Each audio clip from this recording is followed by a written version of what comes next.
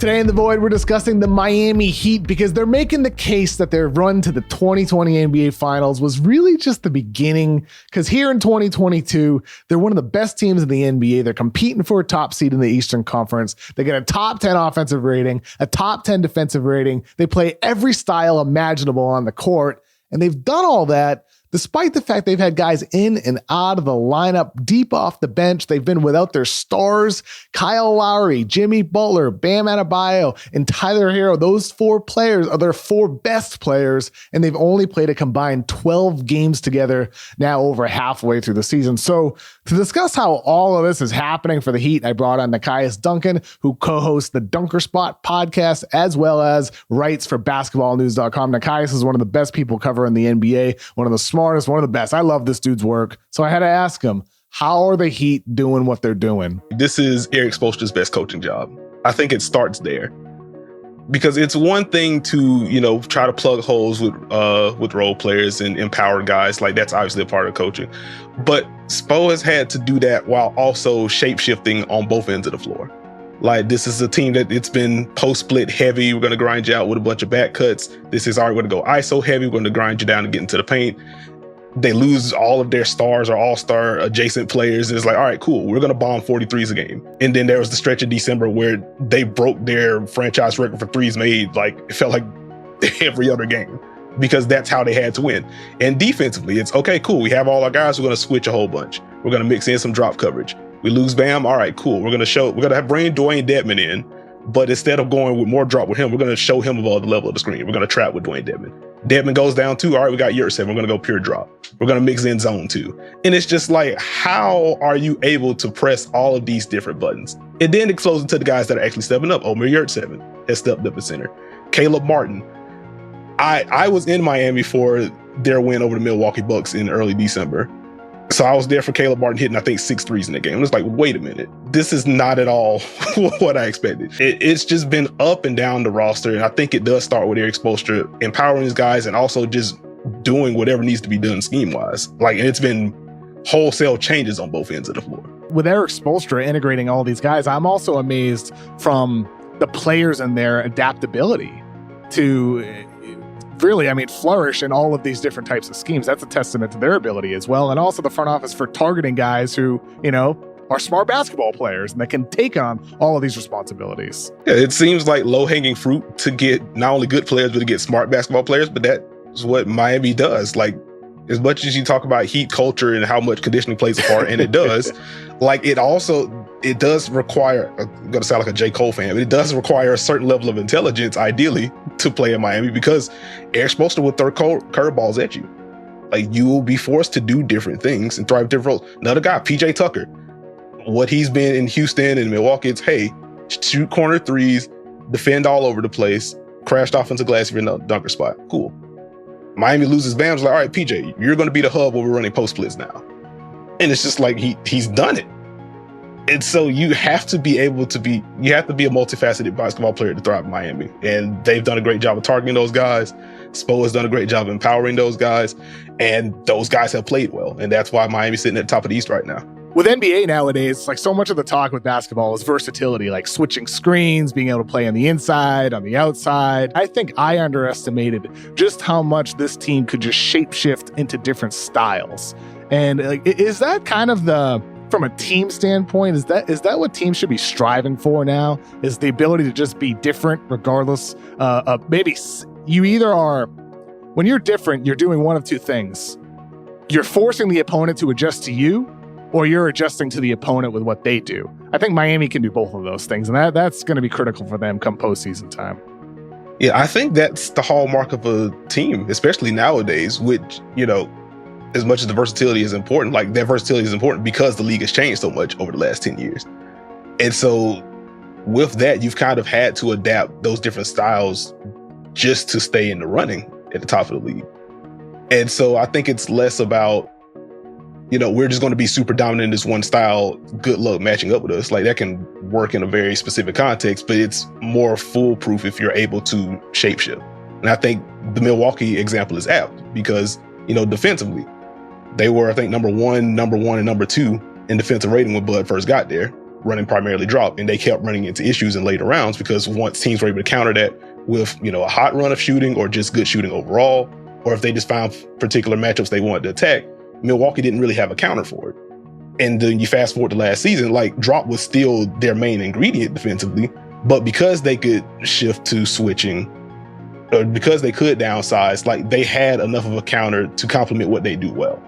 And so at the very least, you need to be able to do that. And what makes Miami special this year, it feels like it doesn't matter what they do, they can do it equally as well. And so that's what makes them a dangerous team in the East, if they're able to get some semblance of healthy. It goes without saying that health is of the utmost importance for NBA teams to have playoff success. Miami, of course, found out the hard way with Bam and Goran Dragic missing time in the 2020 finals against the Lakers. However, though, they are deep, and I think that's one of the reasons why, despite all of their stars missing some time, not playing together, they've still managed to have success. It's because they have so many good players. And Kyle Lowry was the latest addition for this team, and his impact, I feel like, has been a little bit muted in the sense that he hasn't needed to score as much as I think he can in the playoffs. So I brought that up to Nekias during my full conversation with him on the Void podcast, which you can find on the Mismatch feed. And he made a good point here where with Lowry, it's just about like taking them again out of what they usually do, maybe slowing things down and making them go fast. He gives them some juice. Like particularly the transition attack, they get a defensive rebound, quick outlet to Lowry. He's pitching the ball ahead 60 feet. Like, and even if it isn't something as flashy as that, after a miss or after an inbounds, like he's watching him after a make is fun. Make a shot, he's pushing, Miami's getting into their action with 20 seconds on the shot clock instead of 16. And like even that difference, considering what Miami likes to do in the half court with their splits, with their cuts, even with they're mixing in more Spain pick and rolls this year, which is, music to my ears personally. But hey, that's your favorite play. You love Spain pick and rolls more than I think anything in the world. There we go. Best set in the league. But like even with them mixing those things in. It is a beautiful set though. It really is. With the there we go. It's a gorgeous play. It's great. Shout out to Phoenix who runs it. All right, we're getting off on a tangent. Anyway, even with them sprinkling in more of those actions, like the fact that Lowry gets them into their action faster allows them to flow into different things if it doesn't work. And half-court offense in general was my question mark about Miami heading into the year. I was like, okay, like they've added Lowry. They're going to have Jimmy. They're going to have Bam. Let's see what the shooting looks like around that. But what is it going to look like when the game slows down? The truth is we really won't know until the playoffs. We just won't. But what we have seen from Miami with their ability to just do anything, any type of style like Nekias and I had talked about, that has to bode well for them. I mean, we've seen this in years past, whether it was decades ago or whether it was just last season for that matter. Teams that are adaptable like the Bucks were last season, they have an edge because they can do whatever it is that they want to do on the court. With that said, you also got to have somebody who can beat mismatches. And I think Nekias raises a good point here about how sometimes things are difficult for the Heat. And that's where Bam Adebayo comes into play. And I asked Nekias, what's the next step for his game? In a perfect world, Bam develops into that because I think he's the walking mismatch Miami has. As good as Kyle Lowry is and smart as he is, like he is still a 6-foot point guard at the end of the day. You can throw size on him, it makes it difficult for him. As good as Jimmy Butler is, like the jumper limitations already are, and with him getting to the free throw line as much as he does, it's mostly because of brute strength and tricks. It's not, I'm about to blow by you and you have to foul me to stop me from getting to the rim. He just kind of works that way. Bam is the guy Miami can identify. It's like, okay, this is a 6'9" dude that is faster than your center, or he's bigger than your forward, or he might be more skilled in both. And so he's the guy that Miami points to say, okay, if all else fails, we should be able to give him the ball with 8 seconds on the clock. He should be able to get something.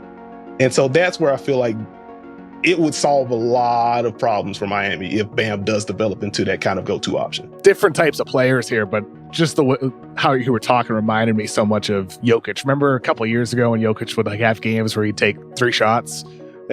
Michael Malone after games would be saying how we need more from Jokic. He's going to be our scorer. He's our guy. And part of being unselfish is accepting, oh, okay, yeah, I am the guy on offense that needs to do everything for our team to win. And with Bam, I wonder if that is the next step for him. He's still only 24 years old, still only in the 5th year of his career, even though it feels like he's been around forever. He's had like the career moments, the block on Tatum. He went to the finals. Like he's been around a long time now and gotten better every single season of his career. With him, like you said, that could be mindset. Maybe it's something that needs to develop over the course of time.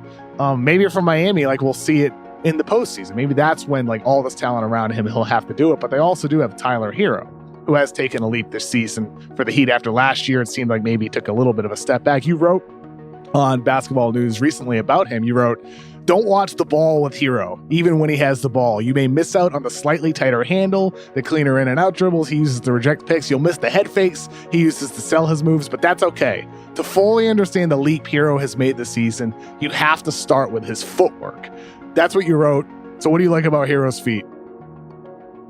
They're elite, man. Like the shot prep is elite feet.